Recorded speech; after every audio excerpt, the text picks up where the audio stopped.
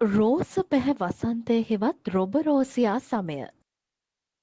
අවුරුදු 50කට ආසන්න වන ජීවිත කාලයකට උරුමකම් කියන මෙම ශාකය වේගවත් වර්ධනයක් පෙන්නුම් කරනවා. රොබරෝසියා කියලා කියන්නේ ශ්‍රී ලංකාවට ආවේනික වන ශාකයක් නම් නෙමෙයි.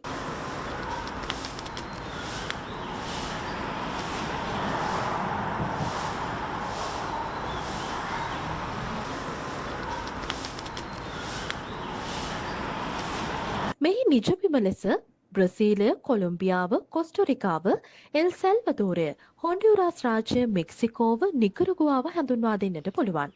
විශේෂයෙන් රෝස පැහැති මේ රොබරෝසියා මල් සමය ආරම්භ වන්නේ වසරේ මුල් කාලයේදී. මෙම ශාකය මීටර 1200ක උන්නතාංශයක් දක්වා ව්‍යාප්තිය පෙන්නුම් කරනවා. වාර්ෂිකව වර්ෂාපතනය මිලිලීටර් 1250ත් 2500ත් අතර ලැබෙනකොට වාර්ෂික මධ්‍යන උෂ්ණත්වය සෙල්සියස් අංශක 22ත් 27ත් අතර නම් සාරවත් ලෙස මෙම ශාකය වර්ධනය වෙනවා වගේම මල් පල දරනවා. විශේෂයෙන් රොබරෝසියා සමය කියලා කියන්නේ දේශීය මෙන්ම විදේශීය සංචාරකයින්ගේ නොමදව ඇස ගැටෙන කාල සමයක් බවට පත්වෙනවා.